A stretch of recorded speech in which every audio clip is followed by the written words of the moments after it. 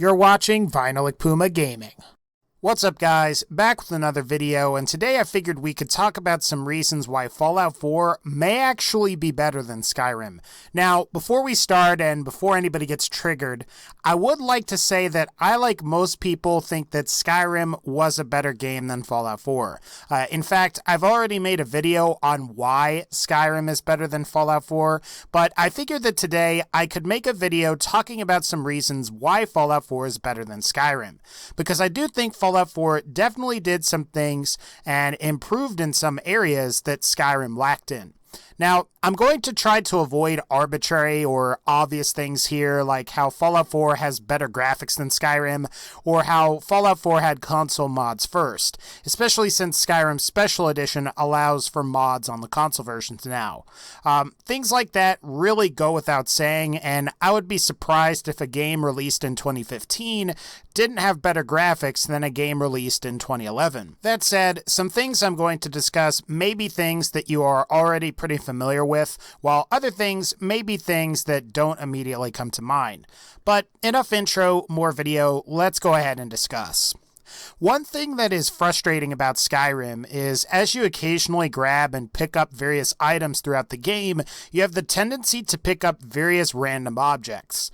Things like plates, spoons, forks, and other miscellaneous crap can end up in your inventory and hog up a lot of space. And while this junk isn't totally worthless and can be sold at various vendors throughout Skyrim, enough of these small useless items can be difficult to deal with. Plus, because of the way the vanilla game's user interface works, these items have a tendency to get grouped with some valuable items that you care about, like your gemstones, ingots, and other crafting materials. So while sorting these materials out, it's possible to accidentally throw out some of your really good stuff, and this can cause a lot of pain and misery. Fallout 4, on the other hand, actually made a lot of random, useless junk items quite useful. Many of these items can be broken down into various crafting resources that the player can use to craft armor and weapon mods, along with various objects that can be placed in many of Fallout 4's settlements. So picking up a lot of random things like dinner trays, plates, forks, knives, and other objects like empty bottles is actually really useful in Fallout 4. So you could feasibly collect a bunch of plastic containers along with some scrap metal, and you could use that to repair your power armor. Or you could use the plastic you found with some fertilizer to craft yourself some jet. And what I think is most notable is the ability to use empty bottles to collect water. This is a great way to stock up on either dirty or purified water, which can be used to heal yourself or hydrate the player while you're playing on survival mode difficulty. You could also argue that the introduction of useful junk puts Fallout 4 ahead of previous Fallout games like Fallout 3 and New Vegas. While certain items in those games were useful for crafting, Fallout 4 did something really awesome by encouraging you to really take your time and scavenge for various resources throughout the Commonwealth. It always frustrated me in Skyrim when I would pick up these miscellaneous items that are typically not worth that much and also take up a lot of encumbrance, and I couldn't even really use them for anything. Something that frustrated me personally about Skyrim was the higher difficulty levels. The low-level difficulty settings increase player damage dealt while reducing damage taken, and the higher difficulty levels reduce the amount of damage you deal while greatly increasing the amount of damage that you take. So what you get is a system where a lot of damage is usually going one way or the other. Maybe it's just me, but I always felt that master difficulty or higher in Skyrim made all of the enemies these imposing damage sponges. And sure, while there are some excellent builds out there that will make master difficulty easier, it's just frustrating to have to hit an enemy with your sword for what seems like hundreds of times before they die. But then when they hit you, you die almost instantly.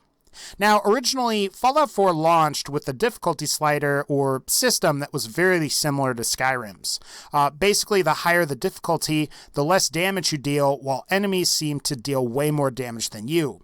However, with Fallout 4's 1.5 update that was released, I guess, last year now, survival got revamped with a bunch of new and interesting mechanics. In survival, fast travel is disabled. The player can only save upon sleeping in a bed, the player deals and takes more damage, enemies are harder to detect, and the player must periodically rehydrate and feed themselves to stay at maximum fighting efficiency. You also have the ability to become sick and contract diseases, as well as become progressively more powerful with the adrenaline perk, which allows you to deal 5% more damage for every 5 kills you receive, up to 50 kills. These stacks of adrenaline are removed depending on how long you sleep in a bed, though. In my personal opinion, survival mode is a lot more fun, engaging, and fair than the traditional difficulty sliders that are present in both previous Elder Scrolls, as well as some of the previous Fallout games. The ability to have a bunch of damage going both ways makes the experience feel a lot more fair and relies on the proper combination of luck as well as skill. And because you can't save all the time, combat and survival is a lot more tense. Battles can sometimes go down to the wire where you have like 10 to 20% of your health left and you have to just unload bullets into an enemy and hope you win. And when it comes to difficulty and the challenge presented, Fallout 4, in my opinion, ultimately did a much better job than Skyrim. While it wasn't there at launch, it was nice that Bethesda added survival mode to the game and made the feature free. Another area in which Fallout 4 improved over Skyrim is when it comes to weapons and special weapon effects.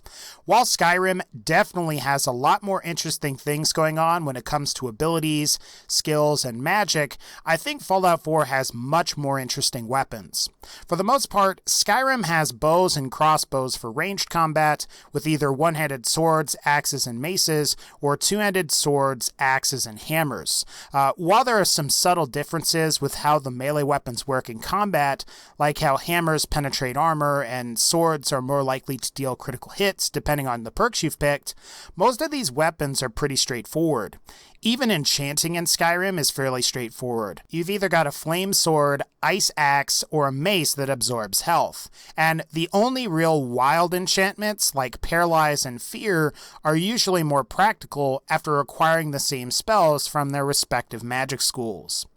While I would admit Skyrim's melee combat is far superior to Fallout 4's, and that is just a fact, the actual melee weapons themselves in Fallout 4 are a lot more interesting. Beating the crap out of a Mirelurk with a bat that is equipped with miniature rockets and giant spikes is cool. Or having a sword with both a serrated edge with electrical current going through it is just a lot more visually and functionally interesting to me. Even some of the joke weapons like the rolling pin, walking cane, and pool cue are delightfully bizarre, and the interesting variety of guns and other projectile-based weapons are what really make Fallout, though. There's a lot of variety. You have guns that shoot lasers, guns that shoot traditional bullets, guns that shoot green goo, guns that shoot like explosive Nuka-Cola, and then you have the Fat Man, which is a portable nuclear launcher that eviscerates everything in its path. And you also get a cool mushroom cloud too. What makes all of these interesting weapons even better is the much more sophisticated weapon customization system that is in this game. Skyrim mostly allows you to only temper your melee weapons. For ranged weapons, you have to use different arrows and temper your bow to improve them. Fallout 4, on the other hand, allows you to customize various aspects of your weapons, like you can change the materials, you can change the scope, receiver, and much more. And maybe it's because Fallout 4 is mostly a shooter, but I think the legendary weapon effect system is just more interesting than Skyrim's weapon enchantments. While you don't get absorb health or paralyze in Fallout, you do get effects like Deadeye, which slows down time while aiming, or the explosive effect, which allows you to shoot bullets that explode on impact, causing massive amounts of carnage and dismemberment. There are other abilities like Furious, which deals more damage on each consecutive hit, or Two-Shot, which fires an additional projectile for more damage.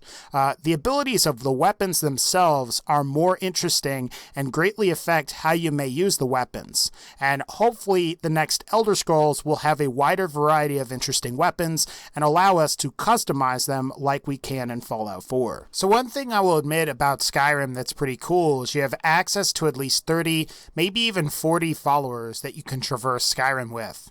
You have everything from mages to warriors to thieves and even some combinations of each. However, the issue is that while some followers like Cicero, Serana, Ayala, Lydia, and Jazargo are cool, most of these followers aren't as fleshed out as some of the companions that we see in Fallout 4. I think this can be mostly attributed to the fact that for Skyrim, Bethesda opted for allowing the player to choose from a much wider variety of followers, where for Fallout 4, Bethesda chose to focus on a smaller number of followers, but make each one have more depth and backstory. Now, this isn't to say that Skyrim doesn't have fleshed out and really interesting followers at all, because you do get really great NPCs like Cicero and Serana. However, things start to fall apart with followers like Adalasia Vendici, Sven, Torvar, and Roggy Notbeard. Not only are these terrible followers, but they don't really have any depth to them. For the sake of contrast, Fallout 4 has 13 followers or companions from the base game, while Automatron, Far Harbor, and Nuka World each added one companion for a total of 16. Like I said earlier, by cutting down on the number of potential followers, Bethesda was able to make each one considerably more fleshed out, and each companion stands out from the rest.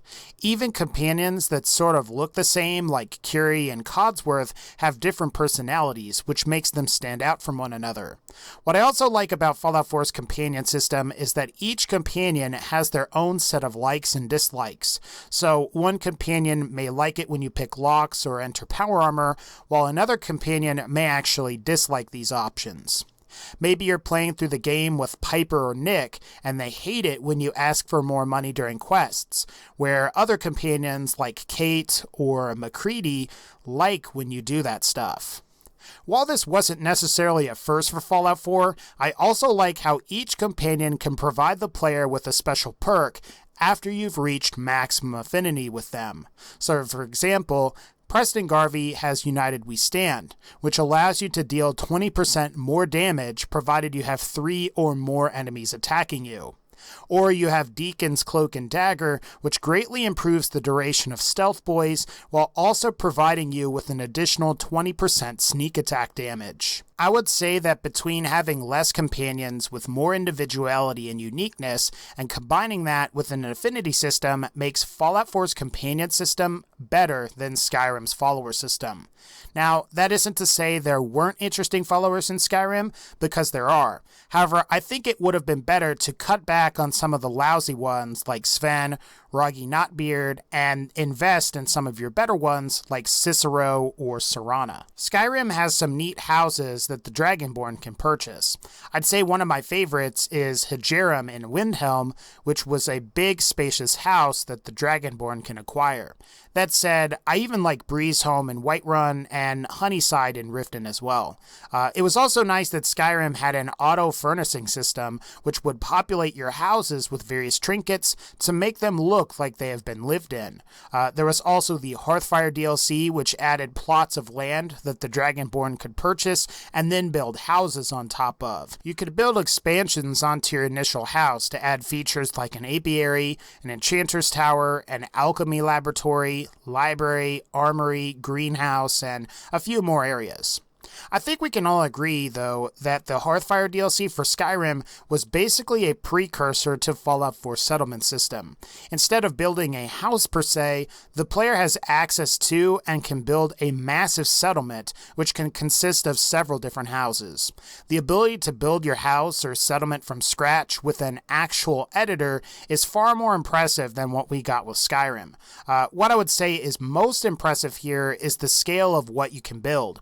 Instead of building building a house and adding onto it with prefabricated structures, Fallout 4 allows you to build several houses in one area, and provided you wanted to take the time and make them look as lived in as possible, you could also place individual plates, bits of food, and you could do all of your own furnishing if you really wanted. Once you start combining Fallout 4's settlement system with settlement mods, I think you're going to realize that the potential is here to create some really impressive things. And just like Skyrim, you have access to player home mods, though I will admit the player home modding scene for Skyrim is considerably more popular. Of course, this should be the case if you consider that the modding community for Skyrim is a lot larger than Fallout 4's. The only criticism I have of Fallout 4 in this regard is the inability to have automated furnishing in your settlements. It makes sense why this is the case, but it would have been nice to have had automated furnishing for some of the prefabricated objects that you can build. I guess that's the trade-off you get for having more control over what you can build within the game. Like I've said previously, I would still say that overall, I think Skyrim is a better game than Fallout 4 was. Skyrim has a more varied and interesting world design, and Skyrim also has several different ways to play through the game and accomplish your goals, as opposed to just beating people to death with swords or shooting them with arrows. I'd say the biggest thing, though, is the modding community for Skyrim, which is just much bigger than the modding community is for Fallout. And while there are some really cool overhaul mods for Fallout 4, like Frost, and there's going to be the upcoming Cascadia mod, which I am looking forward to, Skyrim has mods like Requiem, Enderal, and Moonpath to Elsewhere, and these mods are already out and available for the original version of Skyrim. All that said, I think there's a number of things that Fallout 4 definitely did right and did better than Skyrim, especially when it comes to things like usable junk, crafting weapons, companions, and even Fallout 4's difficulties are just much better and more interesting than Skyrim's. My only wish was that Fallout 4 borrowed a lot more from Skyrim in a lot of areas that I previously mentioned. Having more abilities and powers in combat would have been a lot more interesting. I also think having more quests in the vanilla game would have really helped Fallout 4 and may have ended up inspiring the mod community to do a lot more with the game. I hope the next Bethesda game combines the good from Skyrim and the good from Fallout 4 and combines them together for something that is truly fantastic. Both games do things really well, and while I think Skyrim is the better game of the two, that doesn't mean that Fallout 4 didn't do anything right. Alright guys, that's going to wrap up this particular video. If you like this video, please be sure to leave a like and let me know. Are there some things that I missed here? What are some things that you think that Fallout 4 did better than Skyrim? As always, like this video if you liked it, click the bell to join the notification squad. Otherwise, take care, and I'll see y'all next time.